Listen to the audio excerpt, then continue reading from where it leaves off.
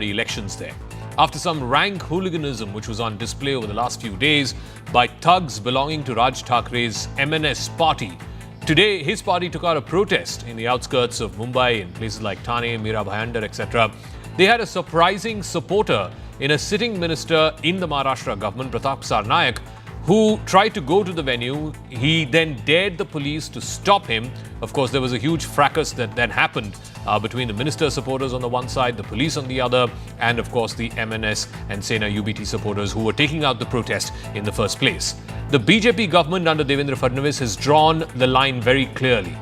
While they support Marathi and Marathi pride, there is simply no question of allowing the law of the jungle in the name of Marathi Asmita.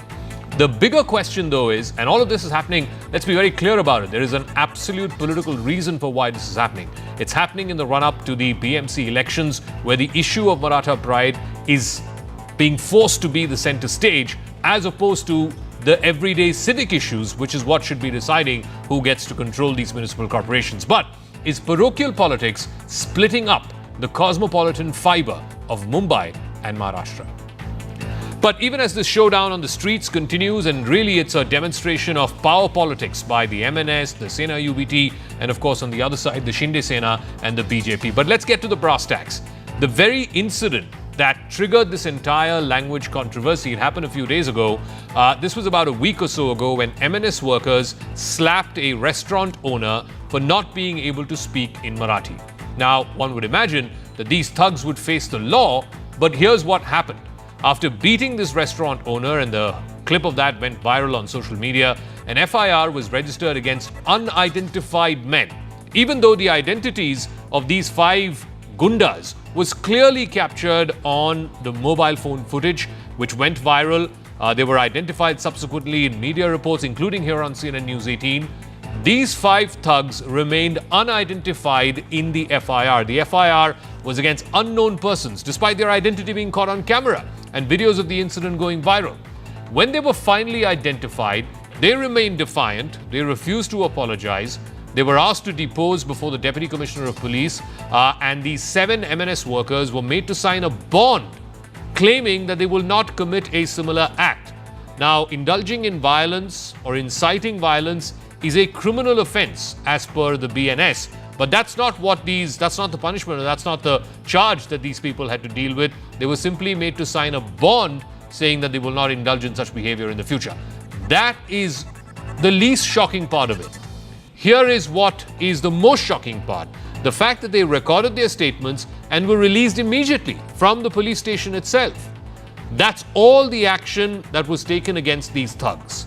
The police have now filed a charge sheet, and they are proposing preventive action against the accused. Not punitive action, but preventive action against the accused. This controversy took another turn with Nishikant Dubey, who's an aggressive BJP MP from Jharkhand. He made some pretty aggressive comments aimed originally at Raj Thakre, but it was so offensive that even his party colleagues, including the Maharashtra Chief Minister Devendra Fadnavis, Ashish Shelar, who's also a minister, they took grave objection to his remarks on the floor of the Maharashtra Assembly. आप किसकी रोटी खा रहे हो? वहां टाटा है, बिरला है, रिलायंस है, कोई महाराष्ट्र में यूनिट नहीं है. सब टैक्स पेयर जो है, टाटा यदि बिहार झारखंड नहीं होता, उस वक्त बिहार नहीं होता. टाटा ने तो पहली फैक्ट्री वहीं बनाई. हमारे पैसे पर पल रहे हो, बहुत बड़े बॉस हो, तो चलो बिहार, चलो उत्तर प्रदेश, चलो तमिलनाडु, तुमको पटक पटक के मारेंगे. निशिकांत दुबे यांचं जर तुम्ही पूर्ण ऐकलं तर ते संघटनेच्या संदर्भात बोलले आहेत. ते मराठी माणसाला त्यांनी सरसकट त्या ठिकाणी म्हटलेलं नाही. तथापि माझं मत असं आहे की अशा प्रकारे बोलणं योग्य नाही आहे, कारण त्याचे जे अर्थ निघतात ते अर्थ हे लोकांच्या मनात संभ्रम तयार करतात. Now, here's why the language debate is a tricky one politically for all political parties, and that's a possible reason why every mainstream political party in Maharashtra seems to be taking a restrained, almost measured stand, not wanting to state the obvious, which is that you can't have the law of the jungle, you can't have street thuggery and pass that off in the name of Marathi Asmita. Now, for the BJP, it cannot be seen as not taking pride in Marathi and keeping its interests in mind. At the same time, while siding with Maharashtrians and Marathi pride and Marathi Manus, it would risk alienating some of the other core vote bases that the BJP has built over the number of years, whether it's the Gujarati voter base in the Mumbai city or whether it's other North Indian voters in Mumbai and its outskirts, all of whom have become this big tent vote bank constituencies, as you will, for the BJP. For the Eknath Shinde-led Shiv Sena, it needs to stay aligned with the ally BJP in the messaging that Hindi is a unifying language. It is a push that the Fadnavis government made. They put out 2 government resolutions, then subsequently withdrew, given the backlash. But since it's already branded as a traitor, the Shinde Sena, for it becomes all the more necessary to defend Marathi interests and be seen as defending the Marathi Manus, particularly now that the Uddhav faction is trying to eye that space again and gaining momentum ahead of the BMC elections. For the Congress, there's much more to lose in this fight. It cannot be seen on the one side aligning with this kind of anti-outsider policy that's being espoused by MNS, actively supported by the Sena UBT. It also cannot afford to be aggressive on this issue because it has to retain, at the end of the day, a pan-India appeal. There are elections coming up in Bihar in the next few months. The Congress cannot be seen as pandering to this kind of regional parochialism, if you were. However, to support Marathi sentiments, it is needed to maintain coalition unity. And there is speculation now that the Congress may, not contest as part of the MVA the upcoming municipal corporation elections. The Shiv Sena UBT, led by Uddhav Thackeray, they had a drubbing in the assembly elections. They need to maintain ground on the issue of Marathi pride. They've already taken credit for the state government rolling back these government orders on the mandatory inclusion of Hindi in primary schools.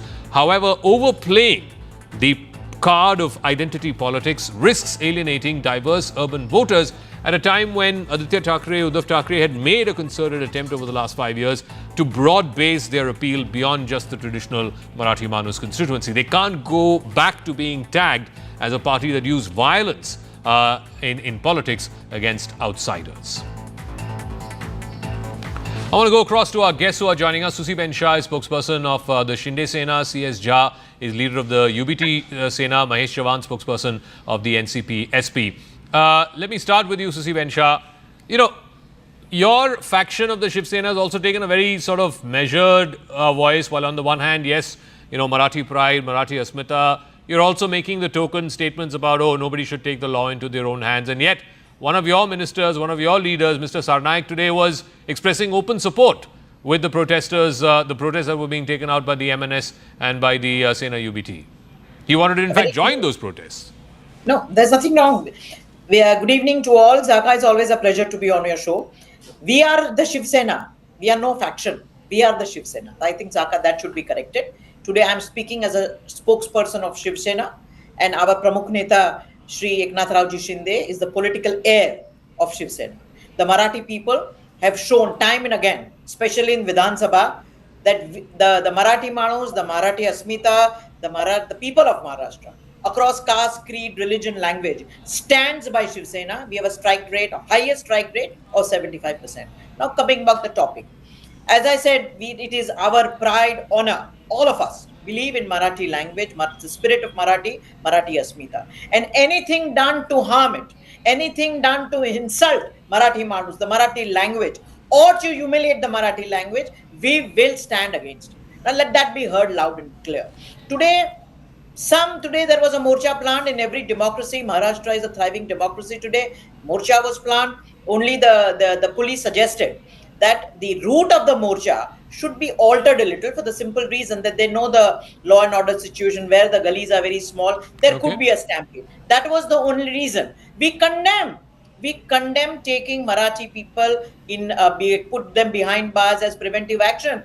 It was our leader, Pratap Sarnaik, who went there because he hails from Thana. He's been an MLA. Ma'am, I just wanted to be clear for our viewers. You are supporting the MNS's protests? Not at all. Then why was Mr. Sarnaik there? No. Pratap Sarnaik is not only for years together, hails from that district. He's an MLA from that district. We stand with the Marathi people. We abhor violence. We were not there for supporting violence. We were there for Marathi and Maharashtra. No, but that's what MNS is also claiming. They might, but we don't indulge in violence. Okay. Let me tell you, Manse, you can't compare Manse and Shiv Sena. We are here to support the Marathi Asmita. No one can insult for years together, Zaka. So- Mira Bhayandar in Thana. So All okay, of them are living you are drawing the together. distinction that okay, you are all for Marathi Manus, Marathi pride, but nobody should take the law into their own hands. That's a reasonable position. Absolutely. Let And Mr. we'll be Jha, very let strictly. Mr. Jha respond to it. And can we have a two-window of what happened today and where this whole thing started? This whole thing started with a bunch of MNS goons beating up a shopkeeper in Mira Bhayandar because the shopkeeper said he doesn't know how to speak Marathi. I want Mr. Jha tonight on national television to say what his party's position is. Is beating up people for not knowing the language part of your official stand of the party? See, the thing is that the law already settled, and very clearly the actions were taken, and the part of condemnation does not arise because the law has taken its own course, and the FIR and all those things have been registered, bail granted, and everything is condemned. Forget about FIR, FIR, forget about And- legal and listing. I'm asking second you. thing- Sir, I'm asking you. What is the position of your party on people taking law into their own hands and beating up people? I'm playing that video. Everybody has seen this Condemn video. it. Condemn What it. is Ask what them to is condemn what is your party's position tonight on people beating up other people because they don't know the language of the city? See, it has been clearly explained on Sunday itself that anybody who insults the language shall be punished. And it has been very clearly explained by Mr. Uddhav Thackeray that anybody who gets insultation into Marathi language or gets into some kind of gossiping about Marathi language. So you are in insulting the favor of beating language- people up because they don't know the language? He's a lawyer. No, He it should is know not the alternate question remedies of are not available to knowing him. the language. Besides It is the hitting question people. that it is with the emotion of the people, because Marathi speaking People. language people No, are so, in. so you are justifying the beating No, up no, of no, this no, no. shopkeeper, right? That's what you're saying, Mr. Shah. See, You're justifying the that. hands, Yeah. the hands, the two hands come to clap together. So you cannot give one side story and show the other, not show the other story. So No, the so I'm other story asking has you, also- is it yes. your party's position? Is it your position as a It has been spokesperson of your explained very party clearly. It that has been explained on that Sunday. violence is okay? Violence is fine if language has been insulted or language pride has been insulted. Violence is It okay. has been already Beating explained on Sunday. beating people up is okay. That's your party's position. It has been already explained on Sunday. No, please that explain. if Please explain if for the benefit anybody of our viewers insults once the again, language- who may not have caught that on Sunday. But please tell our viewers on national TV, what is your party's position that violence is okay? See, if you are insulting and provoking anybody, it is not called violence under the law. Then what is it called? What is it called? You give a treatment under the law, and if that provocation gives a treatment to the person who is insulting that language or insulting that person. No, does that So it's treatment basically also a allow that provocation. person, whoever is felt insulted, to take the law into their own hands and then beat people Many up? time it happens. Many time it happens. And the law is okay So with in that. In the And the heat law of the and the moment, law condones in that. the heat of the is moment, the in the heat of the duplicity. moment, No, it can happen. sir, which provision of the law exactly allows that? Please See, tell us. BNS He's a lawyer, clearly Zaka. says the heat of the moment, it is very much explained. So insultation brings in a heat of moment provocation, and then This the is a new concerned law. person has I have not known such a provision in the law, sir, which says in the One heat of the second, moment Zaka. it's okay to Just beat one up second, people. let me Mr. come Miss in. Shah, and then I'll come to Mr. Chavan right after that. Yeah, He's okay Mr. to beat Jha up is a people. lawyer. That's the law. That's what Mr. Jha is telling is a us. lawyer. And he's a dear friend of mine. There are so many alternate remedies available to them, to UBT. Why don't they use it? Have they even once condemned it? Even once? Nothing. Zero. Video or no video. Maharashtra is going to see through this game. Marathi Manos is for all. We are the ideology, we have the teachings, we have the blessings of Shahi Phule Ambedkar. We all live in unity. Mira Bhayandar, Thana, all communities, all language speaking people live Okay. together. You want to divide and rule. So let me ask Mr. Chavan. Mr. That won't Chavan, work you in know, again, Maharashtra. yours is a small Maratha party. I don't think anyone in their sane mind, in their civilized mind, can say that it's okay to have violence, indulge in violence, just because some sentiment has been offended or some people have felt offended. I don't know which provision of the law Mr. Jha is talking about, but what is your party's position, sir? Because neither are you condemning explicitly and unequivocally that you can't have violence in the name of language pride. Of course, any kind of beating, threatening, harassment or violence is absolutely not acceptable. Marathi is the language which is the mother tongue of the Maharashtra, and it is just not just a language. It is the pride. It is the identity. It is the cultural, prestige of Maharashtra. You cannot just, deny that this language is most loved language of Maharashtrians. And in such a situation, that doesn't mean that you disrespect other languages. Like how you wouldn't like Hindi to be imposed. You cannot compel to speak others the language what you want them to. Marathi, if you want to speak, you can speak. But you cannot take law into your hands. This is what we feel. No, so when the government was forced to roll back the government resolutions, the GRs, one I think was issued in April, the other was issued in June, all you parties had come together and said this is imposition of Hindi. Now what the MNS workers have done in Mirabai last week, isn't that imposition of Marathi? That's what I'm saying, that you cannot compel anybody to speak Marathi. Let them speak whatever they want to speak, whichever language they like to. And it's a bridge. Language is a bridge. It cannot use it as a weapon.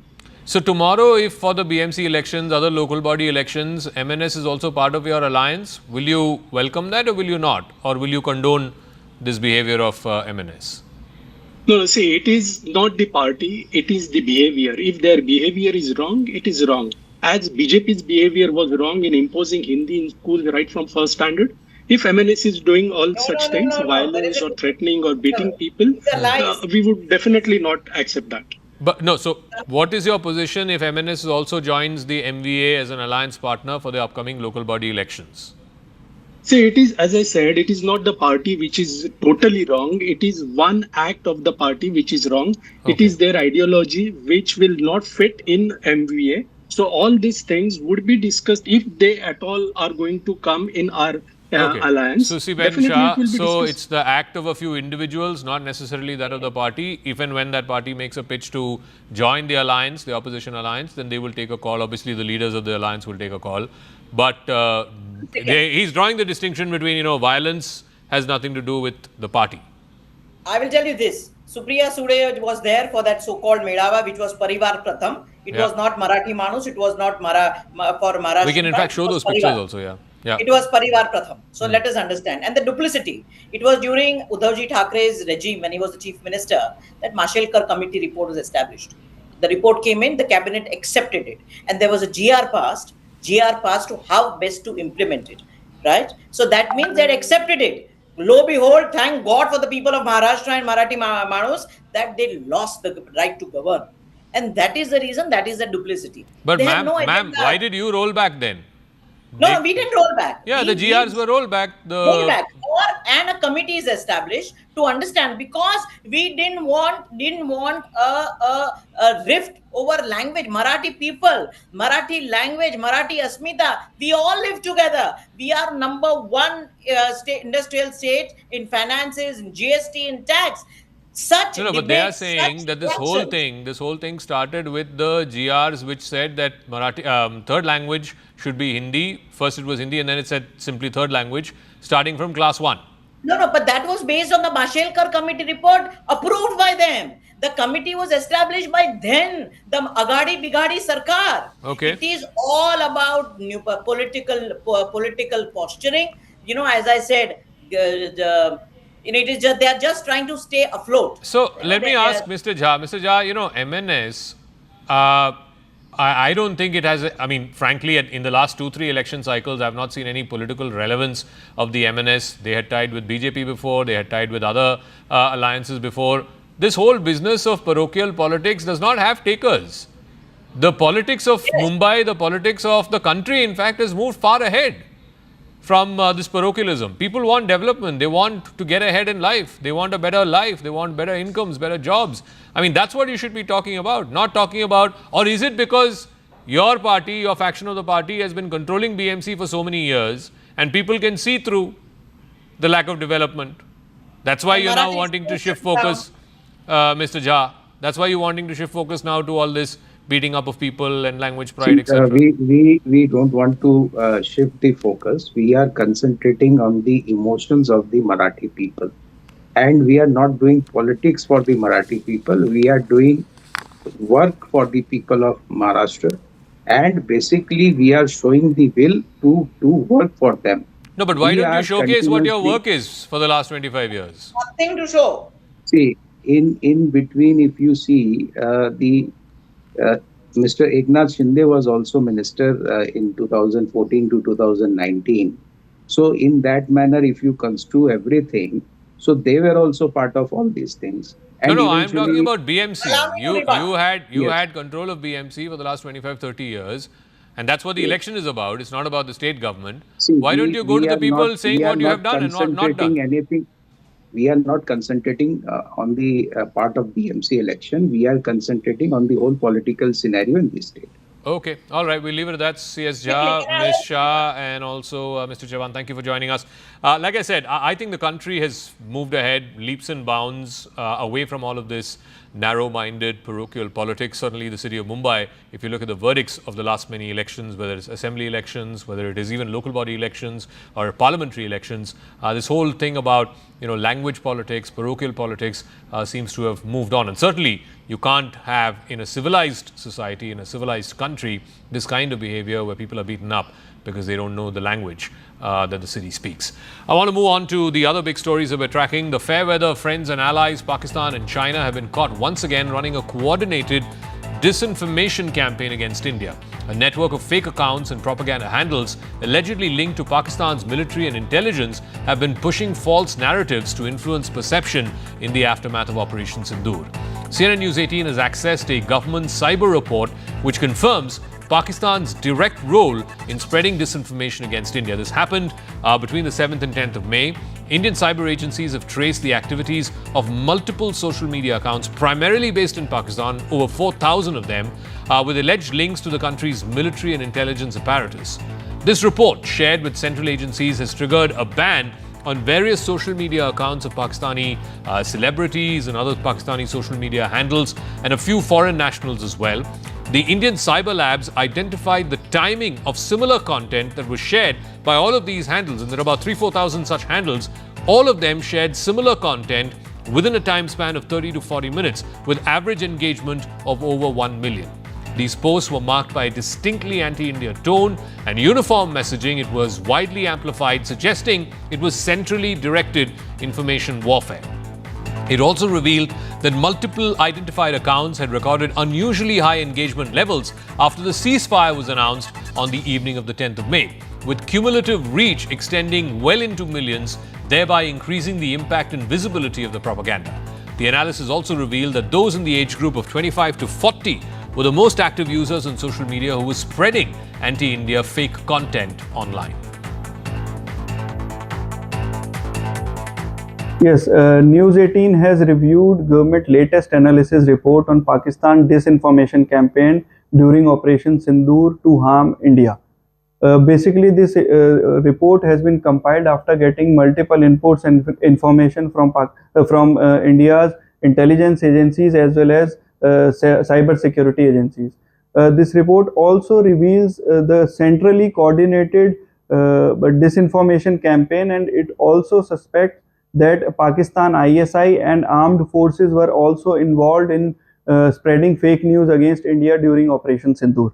So when we asked about the pattern which was noticed by India and Indian officials, we were told that from 6 p.m. to 11 p.m. bulk messages were sent through various verified and high engagement accounts, which include celebrity accounts as well, and they were multiplied and amplified by various other verified accounts. Some of them belong to other nationals also. What was the goal? When we asked about the goal, official told us that it was very clear to harm India's image globally, to dent the India's effort against terrorism, and to set a public opinion, pro-Pakistan public opinion, which they wanted to set against the India. But thankfully, thanks to India's fact-check machinery, which was very active during Operation Sindoor, they specifically cleared every single fact and also posted fact check from the various government handles, including PIB and other similar government official accounts. Now, in a parallel revelation, top intelligence sources have also confirmed that a joint psychological operation by both China and Pakistan aimed at discrediting India's Rafale fighter jets. India procured these over the last few years from France. China is eyeing an entry into the Tier 1 weapons market. They are using the DGISPR to promote Chinese-made weapons on their behalf through Pakistan and the rest of the countries in the neighborhood. China is going after countries that have signed deals with Dassault Aviation for Rafale jets, India being one of them. India had placed an order for 36 Rafale jets, all of which were delivered over the last few years. Bribes were allegedly being offered to cancel the Rafale deals. Instead, the Chinese are offering their J-35A, which is a fifth-generation fighter jet, at a 50% discount. Pakistan, whose military arsenal is almost 80% made up of Chinese weaponry, is endorsing the J-35A. In fact, they made an announcement that by later this year, the fifth-generation J-35s will be delivered to Pakistan. Cables were forged, allegedly, by China and Pakistan, and claims that France advised the grounding of the Rafale. Dassault Aviation, which makes the Rafale, and the French Defense Ministry have both denied these claims, confirming that this was a fake narrative put forth by China, in fact encouraging Chinese embassies and Chinese defense attaches in missions around the world to go on an active disinformation campaign against the Rafale. All right, I want to go across to strategic affairs expert Professor Brahmachalani for both of these stories. First, I want to deal with the China story. I think it was Reuters that reported that China had actively told all of its embassies, its defense attaches around the world to actively involve and engage in a disinformation campaign against the French fighter jet, the Rafale, which India used and continues to use, but used in Operation Sindoor. How do you see this? Do you see this as sort of a global arms market warfare, China wanting to promote its own J-10Cs and JF-17s? But the question is, who's buying them? China clearly is one of the world's largest arms exporters. Its arms are exported entirely to the developing world, especially to India's neighbours. Its biggest arms clients are India's immediate neighbours, Pakistan, Bangladesh, and Myanmar in that order. And therefore, it's seeking to expand its export market. And that's one reason, the principal reason why it's campaigning against the French Rafale. But I think there's a larger issue here that the Chinese weapon systems in Pakistan's arsenal did not perform as the Pakistani military generals had expected them to perform. They were found short in terms of their performance. And that is also another reason why Beijing is seeking to smear other weapons systems, especially the ones that India employed during Operation Sindoor.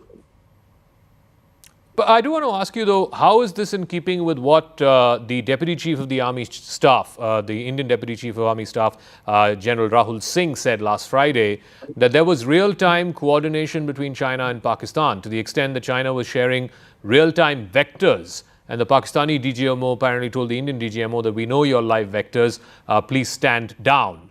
How much of a concern is that for India?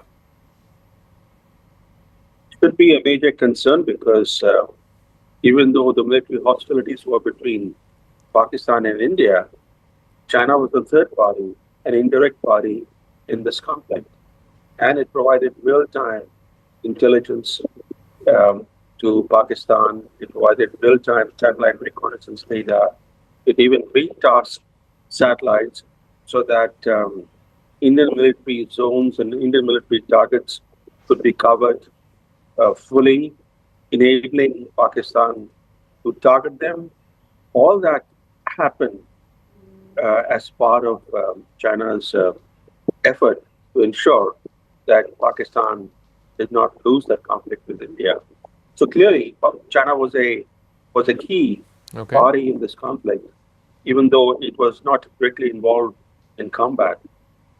So I do also want to ask you, again, this is in keeping with the story that our reporter Ankur Sharma broke earlier today. There was this whole narrative after the Operation Sindoor, after the 10th of May, that India may have won the war, but it lost the information warfare. And today Ankur is reporting that there's information with top government sources that over 4,000 Pakistani social media handles on Twitter and other social media platforms were active between the 7th and 10th of May, actively spreading disinformation. How does India counter this in the event of a future conflict with Pakistan? Because clearly disinformation seems to be part of Pakistan's arsenal. Dhaka, information warfare is a very key component of warfare today. And you cannot wage warfare without being fully geared to wage an information campaign to also ensure that that your narrative prevails rather than the enemy's narrative. This requires proactive public diplomacy. This requires a information warfare campaign. It requires thinking ahead before launching military operations. Now, one thing that India did that greatly damaged its standing, because this particular conflict with Pakistan, India clearly had the upper hand. It devastated Pakistan's air defenses and air bases. There is no dispute on that India came out very strongly against Pakistan, that it had the upper hand, it had the momentum on the battlefield. Yet, when the conflict was over, India's own chief of defense staff on foreign soil admitted that India had lost some warplanes. Why did he have to make that admission? Because that has given ammunition to the disinformation campaigns being waged by China and Pakistan. Look, right. Nobody in today's world admits its own losses. No country does that. Recently, when the Americans bombed Iran, the Iranians said that they had shot down an F-35, but the news was blacked out by the Western media. There was no comment from Washington. Israel suffered quite a bit of devastation from Iranian ballistic missiles and other unmanned aerial vehicles, but Israel covered up much of its devastation. It never admitted the extent of the damage it suffered. Similarly, Pakistan has not admitted anything, despite the devastation India wreaked on Pakistan from May 7th to May 10th. So where was the need for India's CDS, while visiting Singapore, to give a video interview to Reuters and admit that India had made some tactical mistake on day one, and that as a result, India lost some warplanes? There was no need for him. We know about the tactical mistake. The tactical mistake was that the Indian political leadership did not give the armed forces the permission to take out or neutralize Pakistan's air defenses as the first step to striking terrorist camps. This is the first principle of air warfare, that you go after the enemy's air defenses, and then you try to attack and destroy your intended principal targets. All right, so Professor Brahmacharlani, we'll leave it at that. Thank you very much for joining us and putting that succinctly and in perspective for our viewers. Thank you for your time and your perspective. Thank you. Thank you. Meanwhile, India and the United States have likely made a final decision on a mini trade deal, and the announcement is expected anytime in the next hour or so. The average tariff under the mini deal is likely to be around 10%. That is the base tariff, and that's not going to go.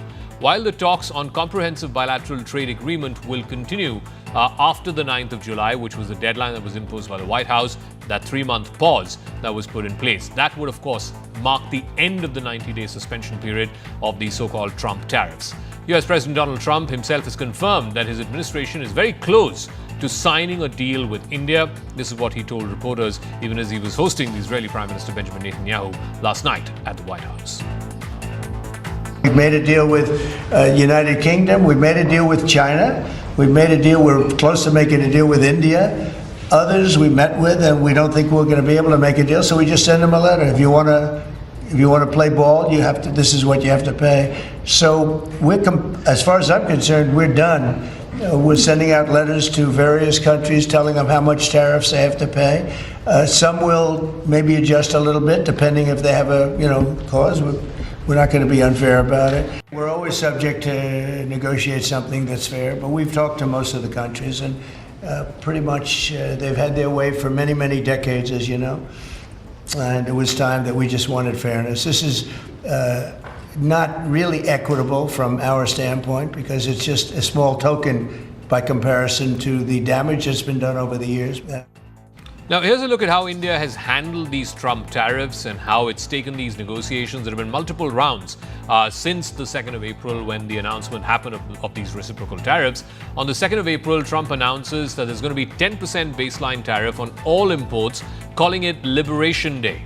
He then said a second wave of reciprocal tariffs, up to 26% in the case of India, would hit countries. So with 16% reciprocal tariff, 10% base tariff, that would be 26% starting the 9th of April. India then opened negotiations once the first tariff wave took effect on the 5th of April. India offered to reduce tariffs on select American exports, including motorcycles, Harley-Davidson being a notable one, bourbon whiskey, which again is a big export from the US to the rest of the world, other IT and network hardware. That same month, India and the United States signed a negotiation framework or the terms of reference for the Bilateral Trade Agreement. The focus was on tariff reduction, market access, digital goods, excluding immigration and intellectual property rights outside of the framework of these tariffs and these trade negotiations. Then on the 9th of April, Trump announced a 90-day pause, a 3-month pause, on implementing these higher rates of tariffs across country and country-specific reciprocal tariffs. He said there's going to be a 3-month temporary pause to try and ease the pressure on the markets and to also allow American and negotiators of other countries to try and get into a compromise and try and find some middle ground. In May, the Commerce Minister Piyush Goyal held multiple meetings in Washington, D.C., and both countries eyed signing a mini-trade deal. India kept dairy and agricultural sectors protected because of domestic sensitivities, but it did agree on some other concessions. In June, the final rounds of negotiations began. Delegations from both sides exchanged legal texts. The rules of origin, certification, and compliance, dispute resolution clauses all remain the sticking points. US officials said that the deal was 90% done, but they cautioned that the final compromises are still needed. And then just this month, after the US Treasury Secretary Scott Bessent said a deal is very close with India, India made it clear that India's national interest is paramount and it's not going to hurriedly, in an expeditious fashion, sign a trade agreement which is not in India's interests. We could be very close now to the announcement of a limited trade deal between India and the US, bearing in mind that with Trump anything could change at the last minute or worse, change any time after a deal may get done or announced. Any deal would necessarily be limited. India is resisting the US push for opening up its markets to large-scale agricultural and auto exports, and these are the two areas the US is most keen on. But clearly enough areas of agreement would have opened up for some sort of deal to now be imminent, as both President Trump and US Treasury Secretary Scott Bessent have said it is. India could well commit to buying more oil and LNG from the US and defense and nuclear equipment, and that would help cut the $47 billion trade deficit currently to India's advantage, and that really is what has upset Trump. The tariffs themselves are almost secondary to such correction, and in fact the instrument for such correction as the US is seeking. Any deal now would likely see the tariff level on India pegged well below the 26% announced by the White House on April the 2nd, or Liberation Day as it was declared to be. India has offered lower tariffs and greater access already for many goods such as motorcycles and whiskey, and we could now see more items added to that list. What India will get out of the US, other than placating Trump and reducing the tariffs, is at the moment a little less certain, though India is pushing for more access for a number of its goods in the US market. The fundamental challenge is really that India is looking for and prepared for win-win. Trump is looking for I win, you lose, or at best, you win much less.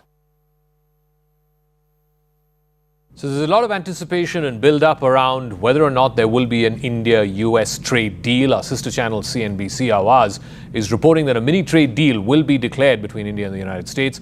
And as part of this mini trade deal, there will be some wins for India, particularly in labor-intensive sectors like textiles and leather.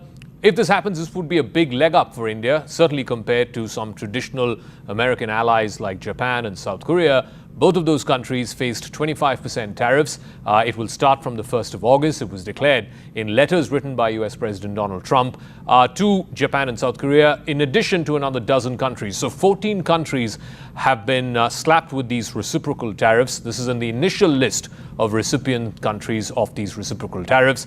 More are expected to be added through this week.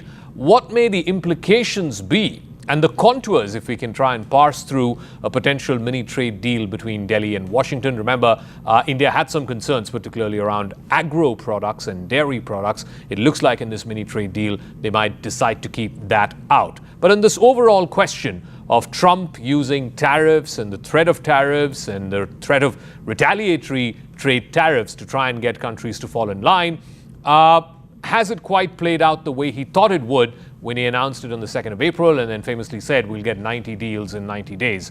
I want to go across to a renowned international affairs professor and the head of political science at the University of Chicago, Professor John Mearsheimer, American political scientist, is now joining us. I wanted to start off with the trade business because that seems to be the flavor of the season. Trump has unveiled the first 14 countries that are at the receiving end of these Trump tariffs or retaliatory tariffs. I just read a moment ago, sir, about our sister channel CNBC here in India reporting that there will be a mini trade deal between India and the United States. If that were to come through, how would you view that, particularly in contrast to what countries like Japan and South Korea, traditional sort of allies of the United States here in Asia at least, have been facing this 25% tariffs on both of those countries announced by Trump on Monday? Well, the first point I'd make is that Trump's behavior is mercurial. He switches policies from day to day. Nobody really knows what's going on here. And moreover, it sometimes seems like he's more antagonistic towards allies than he is towards adversaries. I mean, South Korea and Japan are two of America's most important allies when it comes to containing China, which is the principal foreign policy goal of the United States. And the fact that he is slapping these two countries around and basically treating them with contempt is really quite remarkable and not a good thing. India appears to have escaped Trump's wrath for the moment. But as you know, one can never know with Trump. You can be on his good side one day and on his bad side the next day. This is not to say I anticipate serious trouble between India and the United States in terms of working out a tariff deal. But one can never be sure with him. Has the policy worked as he intended? I think the answer is clearly no. As you said, he expected to have 90 deals in 90 days. As best I can tell, he has two deals, one with Vietnam and one with Britain. And as the media reports, we have hardly any details on those two deals. So it's very hard to make sense of those two deals, but they're only two deals, not 90 deals. So I just scratch my head when I watch Trump in terms of his foreign policy behavior and wonder what he's doing. You know, I just want to come back to that point because one of the interesting things is you said the rationale for having these tariffs, if at all there was one, was to try and make sure that China does not take advantage of the existing global trading system, as it were, and to try and incentivize some of America's friends and partners and allies to have a more level playing field when it comes to trade. But the ultimate objective was to try and keep China in check.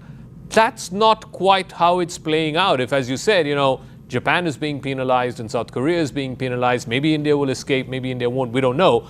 But some of America's closest friends and allies are paying the price, and vis-a-vis China, from whatever I've followed, they've had a couple of rounds of talks, and Trump saying that there's some kind of a mini deal that they have arrived at with China, which kind of tells me that it defeats the purpose of this policy, if at all there was a rationale to have this policy in the first place.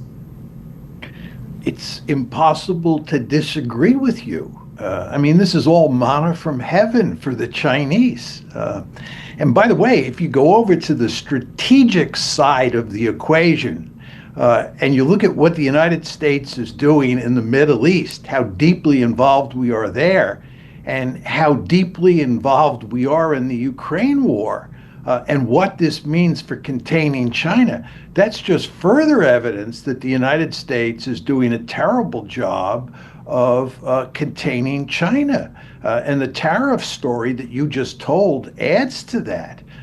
So I think if you look at Trump's foreign policy and his interest in containing China and being tough with the Chinese and winning friends to help us contain China, he's failed almost completely. If anything, we're heading in the opposite direction.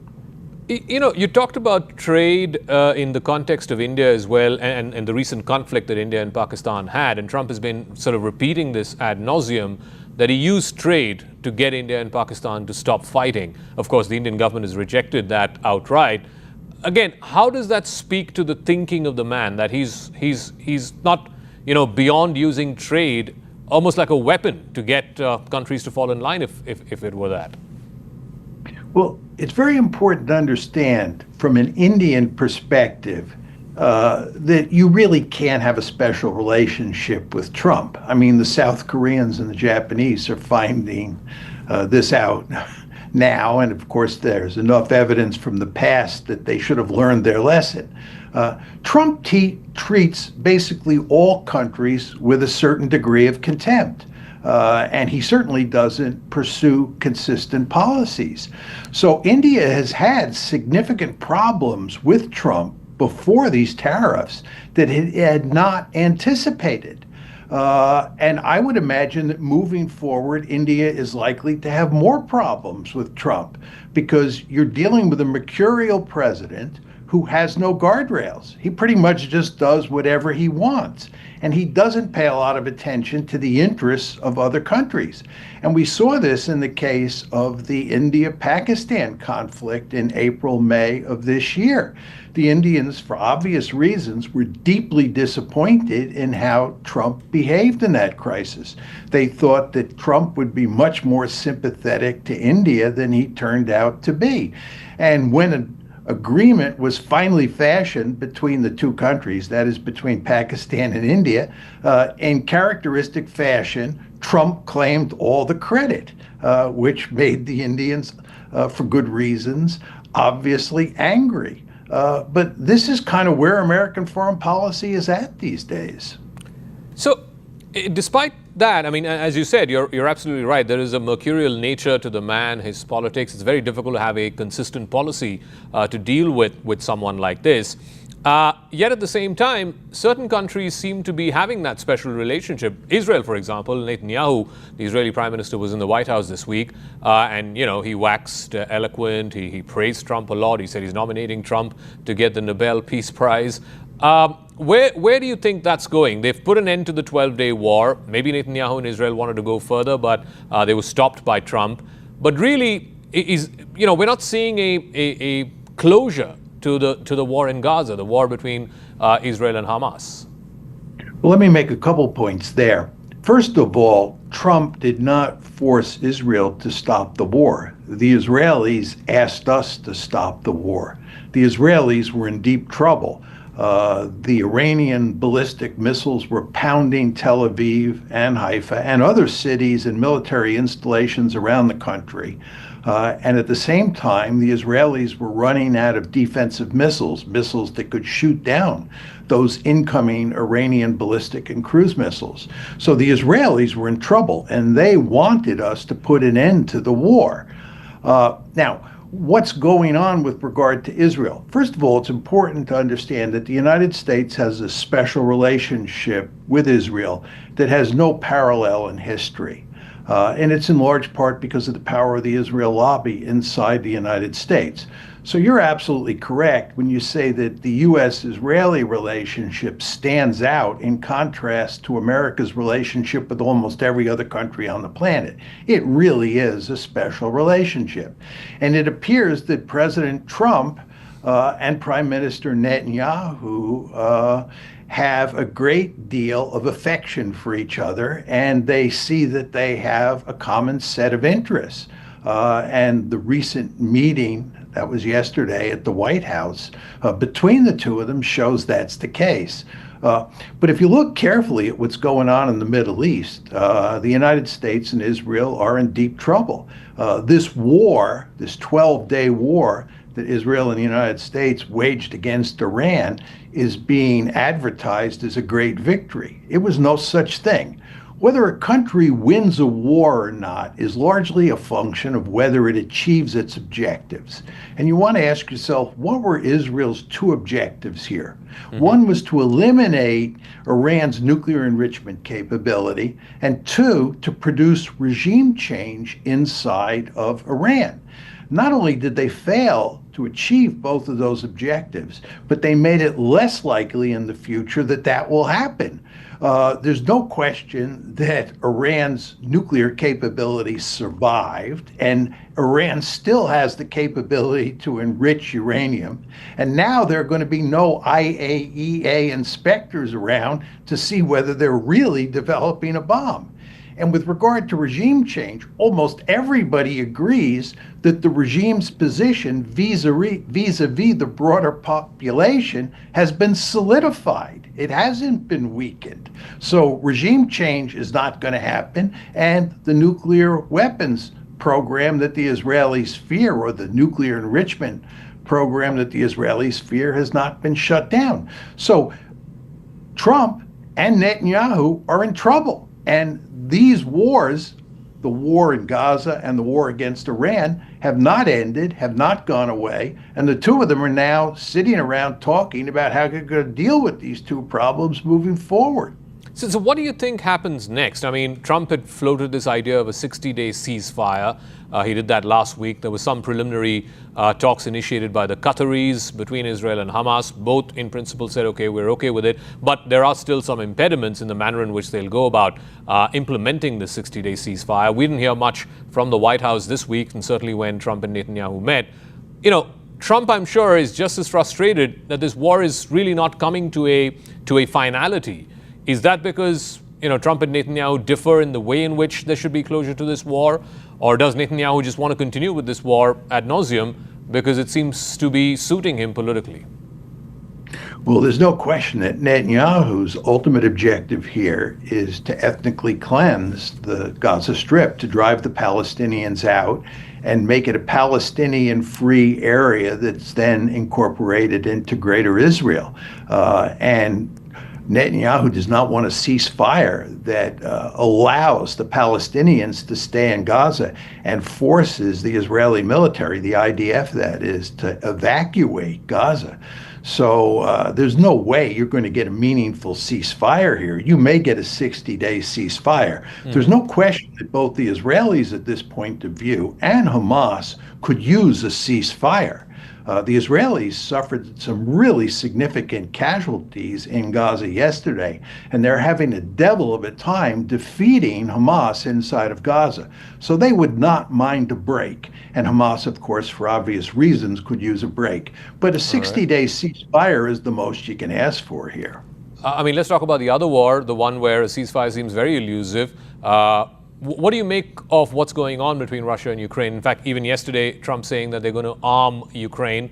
That was not his position a few months ago from that famous spat in the Oval Office back in February when Zelensky was visiting the Oval Office. But now he's saying, and he's coming around to the view that Ukraine needs more weapons, it needs more defensive weapons.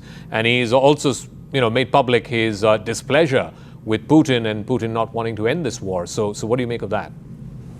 Well, Trump has been as mercurial on the Ukraine issue as he has been on all sorts of other issues, including his dealings with India. And you want to remember that when he was elected, he said that before he even moved into the White House, he was going to shut the war down in Ukraine. And if that didn't happen, he'd shut it down immediately after he took office on January 20th of this year. Well, here we are on July 8th, and he has not shut down the war. And if anything, he appears to be going down the same road that Joe Biden went down.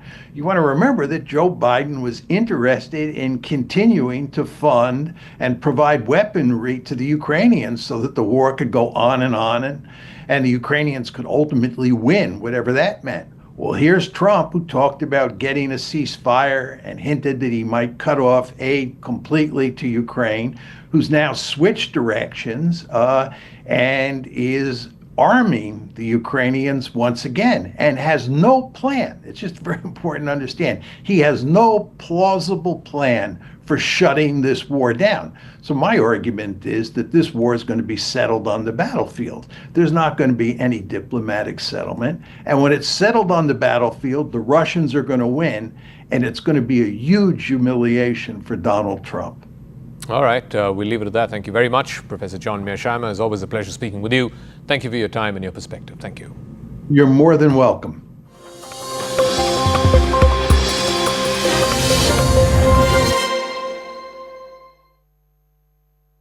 Co-presented by.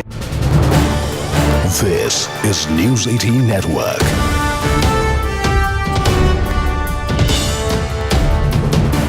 India's largest news network. We've made a deal with United Kingdom. We've made a deal with China. We've made a deal. We're close to making a deal with India. Others we met with, and we don't think we're going to be able to make a deal. So we just send them a letter. If you want to play ball, you have to. This is what you have to pay. So as far as I'm concerned, we're done. We're sending out letters to various countries telling them how much tariffs they have to pay. Some will maybe adjust a little bit depending if they have a cause. We're not going to be unfair about it. We're always subject to negotiate something that's fair, but we've talked to most of the countries, and pretty much they've had their way for many, many decades, as you know. And it was time that we just wanted fairness. This is not really equitable from our standpoint because it's just a small token by comparison to the damage that's been done over the years. We've already taken in over $100 billion worth of tariffs, and we haven't even started. And all I say to the other countries is, some of them wanted to make a deal and want to be fair. Others perhaps got a little bit spoiled. They were a little bit spoiled because for 30, 40 years, 50 years, they were taking advantage of the country. So we're going to, I would say, final, but if they call with a different offer and if I like it, we'll do it. US President Donald Trump produced a barrage of tariffs on Monday, as forewarned no doubt, to mark the end of that 90-day period of pause. Trump had, as we all recall, announced a very high level of tariffs on a number of countries on April the 2nd, Liberation Day, as he called it. He then offered a pause on implementation in order to give countries time to work out some sort of trade deal with the US. And in the absence of a deal, the tariffs were due to kick in on July the 9th. Now the implementation date has been delayed further to August the 1st to give some countries time yet to perhaps work something out. On Monday, Trump wrote to the heads of government of several of these countries informing them that they will face a certain level of tariffs, and then he released the letters publicly simultaneously. The first two letters went to the heads of government of Japan and South Korea, each now facing a 25% tariff on goods they export to the US. Trump followed up the declaration of that figure in the letters with both threats and inducements. The threat, a familiar one, that if any country raises tariffs upon the US in return, the US would then raise tariffs further on that country by that amount, which is to say, of course, that reciprocal tariffs applied by the US are just fine. Any reciprocation of that by any other country to the US would be punished. The inducement was that these figures are not necessarily final, so that would leave room for a change and some negotiation, so that there's still a window to work out a deal before the tariffs kick in on the 1st of August. But that inducement is not without its own threat on its flip side. Trump has said that any of these numbers could change, but that does mean they could go up as well as down. By Monday evening, Trump had announced tariffs upon a very large number of countries to add then to Japan and South Korea. So Myanmar and Laos facing 40% tariffs now, Cambodia 36%, Bangladesh and Serbia 35% each, Indonesia, Bosnia and South Africa 30% each, and then Tunisia, Malaysia and Kazakhstan 25% each, the same as Japan and South Korea. So after the pause, we now have the upheaval, and no one quite knows where it will end, which way it will all go. Trump can change his mind at any time when we now have his word for it.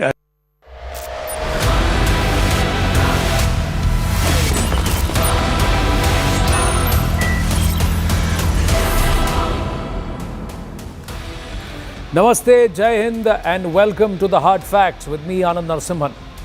After Bharat delivered a decisive blow to the terror infrastructure in Pakistan in Operation Sindoor, obliterating the terror camps in Bahawalpur and Muridke controlled by the Jaish-e-Mohammed and the Lashkar-e-Taiba, concerns now loom large of a shifting terror strategy from Pakistan to boost proxy warfare against Bharat and repeat the targeted strikes by keeping the insurgency alive. The Pahalgam attack has put the focus back on security infrastructure to tackle terror, and security experts now point to a rebooting of this entire terror launch pads across the line of control. Here's the big news, the mega exclusive here at CNN News 18. Your channel security editor Manoj Kumar Gupta now gets us these exclusive inputs of the message being sent by